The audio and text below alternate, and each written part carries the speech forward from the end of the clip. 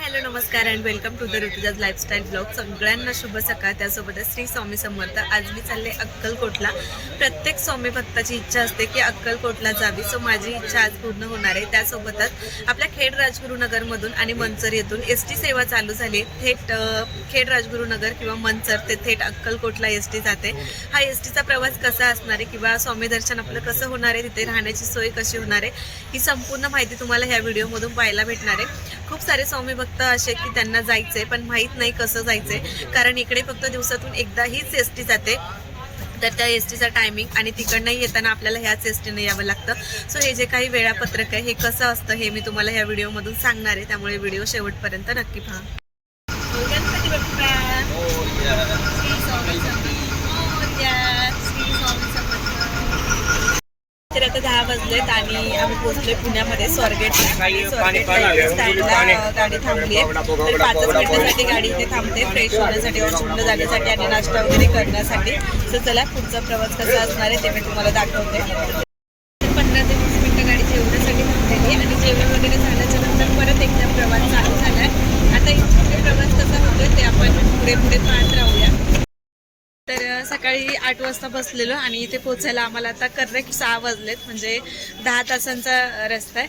आणि त्यानंतर आम्ही इथे म्हणजे आजूबाजूला तुम्हाला दिसतच असेल की स्वामींच्या जवळ आम्ही पोहोचलेलो आहे. तर जिथून आपण स्वामींच्या दर्शनासाठी जातो ना, त्याच्याच एक्झॅक्ट समोर इकडे आतमध्ये रूम वगैरे मिळतात. सो आम्ही इकडे चाललो आहे. तर इकडे जो महाप्रसाद भेटतो तो इकडे भेटतो आणि तिकडनंच आतमध्ये इकडे जाण्यासाठी रस्ता आहे. तिकडे अन्नछत्रालय आणि इकडे सगळं भक्तिनिवास चालू होतं. इकडनं रूम वगैरे ज्या मिळतात ना आपल्याला राहण्यासाठी त्या आता पुढे गेल्याच्या नंतर मी तुम्हाला त्यांची इन्फॉर्मेशन देते की तिकडे अवेलेबल असतात किंवा किती पैसे घेतात, काही चार्जेस असतात. सो ते आपण जरा पुढे गेल्याच्या नंतर पाहूया. तर हे यात्री निवास आणि पुढे भक्तिनिवास सुद्धा आहे. आता आपण आतमध्ये जाऊन बघूया इकडे रूम वगैरे अवेलेबल आहेत का. तर यात्री निवास मधला काउंटर आहे आणि इकडे सगळे चार्जेस दिलेले तिथे तुम्ही पाहू शकता.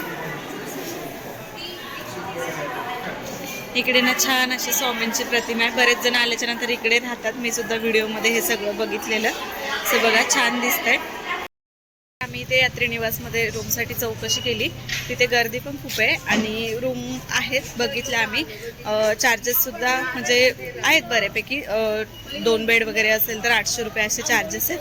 पण तिकडे कॉमन वॉशरूम म्हणजे बाथरूम वगैरे सगळं कॉमन आहे. सकाळी एखाद्याला घाई असेल तर ते पॉसिबल नाही होणार. त्यामुळे आता आम्ही दुसरीकडे बघतोय, कारण तिथे आता गर्दी पण खूप आहे. रूम राहणार नाहीत, त्यामुळे दुसरं पण ऑप्शन बघतोय. जर तिकडे नाही भेटला तर मग परत इकडे पाहूया आपण. आता आम्ही इकडे प्रायव्हेटची रूम बघतोय. तिकडे पण सेम रेट आहेत. फक्त जाऊन बघूया की रूम वगैरे चांगली आहे की नाही. जर बेस्ट असेल तर मी तुम्हाला सांगेल, कारण जिकडे यात्री निवास होतं तिकडे कॉमन वॉशरूम बाथरूम म्हणजे सगळं कॉमन होतं. सो घाई गडबड असेल किंवा आता लगेच दर्शनाला जायचं असेल तर आपल्याला लवकर नंबर येणार ना तिथे फ्रेश वगैरे होण्यासाठी.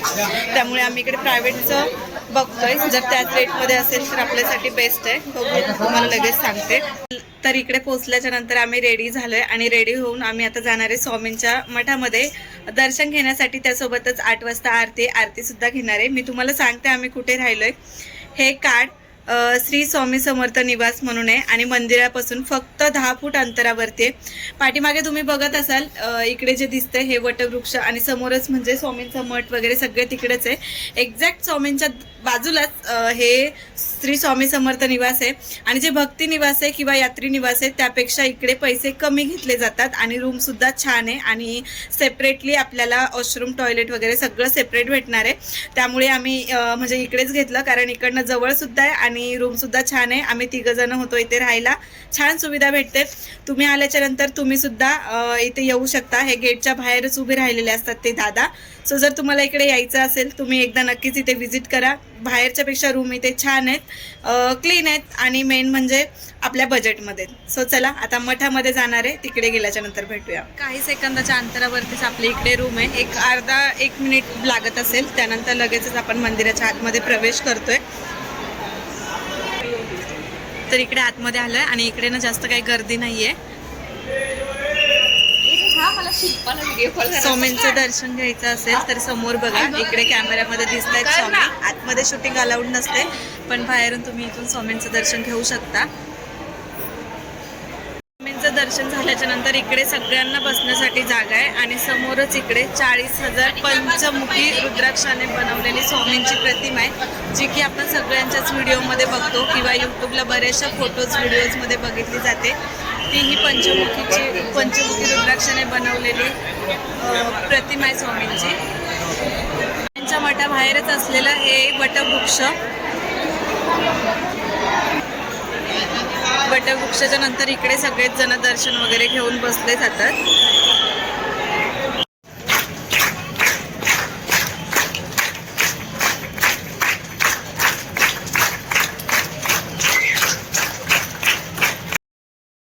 स्वामींचं दर्शन झालं, स्वामींची आरती पण झाली आणि त्यानंतर मग समोरच्या गल्लीमध्येच अन्नछत्रालय जिथे महाप्रसाद भेटतो। सो तिकडे 8 वाजल्यापासून 12 वाजेपर्यंत प्रसाद असतो, तर आम्ही सुद्धा तिकडेच प्रसाद घेण्यासाठी चाललोय। आता आतमध्ये कशा प्रकारे प्रसाद देतात किंवा कशा प्रकारे आपलं आपण घ्यायचं ते मी पुढे जाऊन तुम्हाला दाखवते। अन्नछत्रालयामध्ये आल्याच्या नंतर तिकडे खूप गर्दी असते, त्याच्यासाठी आपल्याला छान एक ऑप्शन सुद्धा दिलेला आहे की आपण ऑनलाईन बुकिंग करू शकतो, लगेच बुकिंग होते। त्यामुळे जर म्हणजे लहान मुलं असतील किंवा जर आपल्याला जास्त वेळ लाईनीमध्ये उभं राहू शकता येत नसेल, जसं की वयस्कर माणसं असतील, तर आपण ऑनलाईन बुकिंग करू शकतो। आम्ही तिकडे गेल्याच्या नंतर ऑनलाईन लाईनमध्ये खूप जास्त गर्दी होती, तिथे 1 ते 2 तास गेले असते। त्यामुळे मग आम्ही ऑनलाईन बुकिंग केली आणि ऑनलाईन बुकिंगमध्ये आपल्याला आपलं नाव टाकावं लागतं, नंबर टाकावं लागतं आणि फोटो सिलेक्ट करा, एक आपला फोटो द्यावा लागतो। त्यानंतर आपल्याला एक टाइम स्लॉट असतो, म्हणजे 9 ते 9:30 किंवा 9:30 ते 10 तो आपल्याला चूज करायचा आहे आणि त्यानंतर लगेच आपलं ऑनलाईन बुकिंग होऊन जातं आणि आपल्याला इकडच्या साईडने अन्नछत्रालयामध्ये सोडण्यात येतं। जर जास्त वेळ तुम्हाला उभं राहणं शक्य नसेल आणि बऱ्याच जणांना ह्या गोष्टी माहीत नसतात, तर इथे आल्याच्या नंतर सुद्धा तुम्ही ऑनलाईन बुकिंग करू शकता आणि लगेच अन्नछत्रालयामध्ये म्हणजे प्रसाद घेण्यासाठी जाऊ शकता। सो इकडे मी पाठच्या बाजूला आले, आम्हाला आता इकडनं घेणार आहे। तिकडे छान असं बघा स्वामींची प्रतिमा आहे, इकडे छत्रपती शिवाजी महाराजांची प्रतिमा आहे आणि इकडच्या साईडने अन्नछत्रालयाचा गेट आहे, सो उपहारगृह लिहिले तिकडे। सो तिकडे आपल्याला जायचं प्रसाद घेण्यासाठी। आपण स्लॉट निवडलेला 9 ते 9:30, तर 9 वाजता गेटमधून तिथून लगेच आत घेतात। येता आपलं स्वतःने तिकडनं प्लेट, वाटी, ग्लास वगैरे सगळं घेऊन यायचं आहे। त्यानंतर इकडे तुम्ही बघू शकता लाईन आहे आणि पुढे जाऊन आपल्याला सगळं जेवण वगैरे जे काय आहे ते जेवण वाटलं जातं आणि ही सेवा सगळी मोफत केली जाते। अन्नप्रसाद सुद्धा आपल्याला इथे मोफतच भेटतो, त्यामुळे इकडे जे कोणी येईल त्यांनी अन्नप्रसादाचा लाभ नक्कीच घ्यावा, कारण बाहेरच्या पेक्षा स्वामींचा प्रसाद सुद्धा आपल्याला खायला भेटतो आणि पैसे सुद्धा वाचतात। स्वामींच्या महाप्रसादाचं ताट, इकडे छान असं सांबर आहे, वांग्याचं भरीत आहे, भात, चपाती आणि हा पायनॅपल शिरा आहे आणि इकडे तुम्ही पाहू शकता सगळे अशा प्रकारे इकडे मस्त अशा अन्नछत्रालयामध्ये जेवायला बसलेले आहेत, म्हणजे प्रसाद घेण्यासाठी बसलेले आहेत। पुरुषांची लाईन वेगळीकडे आणि महिलांची लाईन वेगळीकडे अशा प्रकारे आहे। तर आताच प्रसाद वगैरे घेतलाय, प्रसाद छान म्हणजे घेते आणि त्यानंतर मग बाहेर गेल्यानंतर परत भेटूया।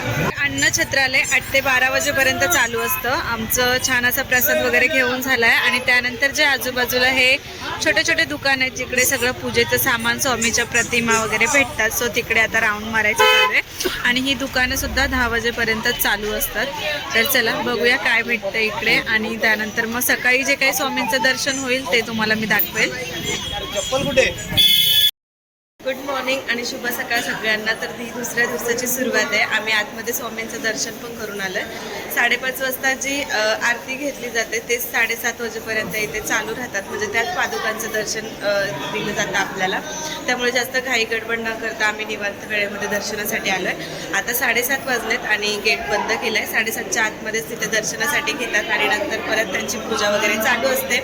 सो सकाळी सकाळी छान असं दर्शन झालं। पाठीमागे तुम्ही बघू शकता तिकडे सगळं म्हणजे स्वामींचे मंदिर वगैरे तिकडेच आहे पाठीमागे। सकाळी सकाळी दर्शन करून खरंच खूप छान वाटतं। बाहेर पण आणि जास्त गर्दी पण नाहीये, बाहेर पण सगळं फ्रेश वाटतंय। काय झालं पण पैसे नाही येत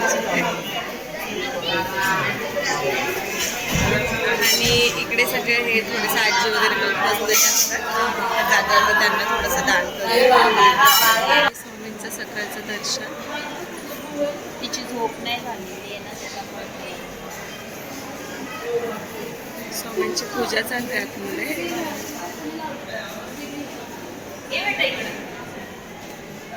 आरती करून बाहेर आल्याच्या नंतर इकडे थोडेसे ना शॉपिंग सेंटर आहेत, म्हणजे छोटे छोटे काय आहे इकडे ज्वेलरी वगैरे घेण्यासारखं। इकडे बघा ज्वेलरी सगळं म्हणजे ज्वेलरीच आहे। बाजूला खेळणे, देवांचं सामान वगैरे सगळंच इकडे भेटलं जातं. तर दर्शन करून झालं आणि त्यानंतर म्हणजे प्रसाद, पूजा वगैरे जे काय सामान वगैरे काय घ्यायचं होतं ते सगळं घेतलं. आणि आम्ही ज्या एसटीने आलो ना ती एसटी 7:45ला इकडे गेटच्या समोर लागते. सो आमचं एकदम मापामध्ये सगळं दर्शन झालं आणि एसटी पण टायमात आले. तर आता आम्ही तिकडे चाललो आहे. मी एसटीचा टायमिंग पण दाखवते आणि एसटी पुढे उभे राहते ते पण दाखवते. तर छान स्वामींचं दर्शन घेतलं आणि त्यानंतर परत आमचा परतीचा प्रवास चालू झालाय. काल आम्ही ज्या एसटीने आलो होतो त्याच एसटीने चाललोय. मी तुम्हाला सांगितलं होतं खेड, राजगुरुनगर आणि मंचरपासून थेट अक्कलकोटला ही सेवा चालू झालेली आहे एसटीची. त्याच सेवेचा लाभ आम्ही घेतलेला आहे. ही एसटी आपलं स्वामींचा मठ आहे त्याच्या गेटमधून बाहेर आल्याच्या नंतर एक्झॅक्ट त्याच्या समोरच उभी राहते. 7:45 वाजता एसटी लागते आणि त्यानंतर पुढे इकडे त्यांचं जे अक्कलकोटचं स्टेशन आहे, बस डेपो आहे, तिकडे येऊन थांबते नाश्त्यासाठी. तर आमचा प्रवास खूप छान झाला कालचा सुद्धा आणि दर्शन रात्रीचं पण छान झालं, सकाळी पण खूप छान झालं. जास्त गर्दी नव्हती त्यामुळे मस्त दर्शन घेता आलं. आणि अशा प्रकारे मी तुम्हाला ह्या एसटीचं किंवा म्हणजे जे काही येण्या जाण्याचा टायमिंग आहे तो सगळा सांगितलेला आहे. आता आपण इथून एक्झॅक्ट 8ला निघलो की तिकडे आपण कालच्यासारखं 6लाच पोहोचू. आणि ही एसटी काल तिकडनं 8ला निघलेली, 6ला इथे पोहोचलेली. आज पण इकडनं 8ला निघते आणि 6ला तिकडे पोहोचेल. तो अशा प्रकारे ह्या एसटीचा काही म्हणजे वेळापत्रक आहे. तर ही एसटी खेड, राजगुरुनगरचा हा वेळ आहे. जी जुन्नरमधून येते ती काहीतरी 9:30ला निघते आणि खेडमध्ये 9:30ला पोहोचते. त्यानंतर अक्कलकोटला आल्याच्या नंतर आपल्याला राहण्याची सोय पाहिजे असते तर आपण भक्ती निवास किंवा मग यात्री निवास तिकडे जातो. तिकडे चार्जेस थोडेसे माझ्या मते जास्त आहेत. आम्ही 2-3 इकडे प्रायव्हेटच्या ज्या रूम बघितल्या त्याच्यापेक्षा बेटर होत्या, प्राईस सुद्धा कमी होती. त्यासोबतच जे यात्री निवास किंवा भक्ती निवास आहे तिकडे कॉमन टॉयलेट, वॉशरूम वगैरे वापरायला देतात. आणि जर एखाद्याला घाई असेल किंवा सकाळी सकाळी उरकायचं असेल तर ते पॉसिबल होत नाही. त्यामुळे ज्या प्रायव्हेटच्या रूम असतात त्या तुम्ही प्रेफर करू शकता. तिकडच्यापेक्षा आम्हाला रेंट इकडे खूप कमी भेटलं, खूप नाही म्हणजे थोडंसं कमी भेटलं, त्याच बजेटमध्ये भेटलं. आणि सोबतच वॉशरूम वगैरे सगळं आपल्याला सेपरेट होतं. बेड वगैरे सगळं क्लीन वगैरे सगळं होतं. तिथे स्वामी निवास म्हणून आहे, स्वामी मंदिराच्या मठाच्या अगदी 10 मीटरच्या अंतरावरती आहे. आणि तिथून आपल्याला स्वामींचा मठ दिसतो, स्वामींचं वटवृक्ष दिसतं, सगळं आपल्याला तिथून दिसलं जातं. आणि अगदी 2 मिनिटं, 1 ते 1.5 मिनिटाच्या आत आपण मठामध्ये प्रवेश करतो. एवढ्या कमी अंतरावरती आहे आणि चार्जेस सुद्धा कमी आहेत आणि सोबतच क्लिनिंग सुद्धा खूप छान आहे. ते कार्ड आहे माझ्याकडे, जर कोणाला तुम्हाला पाहिजे असेल तर मी तरी तुम्हाला सजेस्ट करेल किंवा भक्ती निवास किंवा यात्री निवासपेक्षा तुम्ही इकडे प्रेफर करू शकता. प्राईज वगैरे सगळ्या बाबतीत आपल्याला तिथे रिझनेबल भेटतं. त्यासोबतच संध्याकाळचा महाप्रसाद असतो. बाहेर पैसे खर्च करण्यापेक्षा महाप्रसाद घ्या. आणि महाप्रसादाच्या लाईनीला जर तुम्हाला उभं राहायचं नसेल तर तिथे अन्नछत्र.com म्हणून साईट आहे, तिकडे जाऊन आपण बुकिंग करायचं. आपल्या एका व्यक्तीच्या नावावरती 5 जणांची बुकिंग होते. तिथे आपला आधार कार्ड, फोन नंबर आणि आपला एक फोटो अपलोड करायचा आणि आपली बुकिंग लगेच होते. स्लॉट असतो, तो स्लॉट सिलेक्ट करायचा. सो अशा प्रकारे ही काय अक्कलकोटची माहिती आहे. आता माझं दर्शन तरी छान झालं आणि माझा जो काही येण्याचा प्रवास होता तोही छान झाला. जाण्याचा माझा परतीचा प्रवास आहे तोही छान वाटेल. मी हा ब्लॉग माझा इथेच एंड करते. पण तुम्हाला जर कोणती माहिती पाहिजे असेल किंवा एसटीच्या बाबतीत किंवा इथे राहण्याचं जे कार्ड मी तुम्हाला सांगितलं त्याचा नंबर वगैरे जर काही पाहिजे असेल तर तुम्ही मला कमेंटमध्ये नक्कीच कमेंट करा. माझ्याकडनं जेवढं हेल्प करणं होईल तेवढी मी नक्कीच हेल्प करेल. अशा प्रकारे छान असं आमचं स्वामींचं दर्शन झालं. खूप दिवसांची इच्छा होती ती पूर्ण झाली. आणि तुम्ही स्वामी भक्त असाल तर माझा हा व्हिडिओ बघाल आणि तुमची इच्छा असेल म्हणूनच तुम्ही व्हिडिओ बघत असाल आणि तुमचंही छान असं दर्शन हो ही स्वामी चरणी प्रार्थना. तर चला व्हिडिओला आपण इथे सेंड करूया. Bye bye.